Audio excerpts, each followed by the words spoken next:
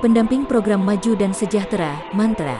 Dinas Sosial Tulang Bawang Barat, Tubaba, untuk Kecamatan Gunung Agung mengalami kecelakaan di Jalan Tol Trans Sumatera, JTTS, kilometer 187 Lambu Kibang, Menggala, Minggu tanggal 13 Juni tahun 2021.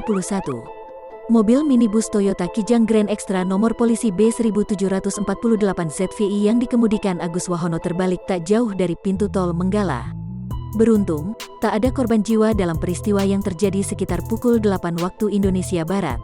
Samsul Irwan, pemilik mobil yang terbalik, mengatakan, pada Minggu pagi tadi mobil dia dipinjam oleh Agus Wahono, pendamping program Mantra untuk mengantar nasi kotak.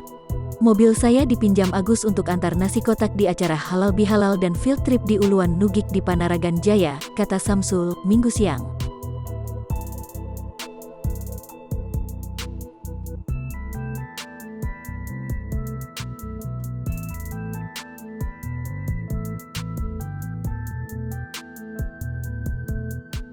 Jadi saya ditelepon Agus Wahono kalau ia kecelakaan di kilometer 187 Lambu Kibang Menggala.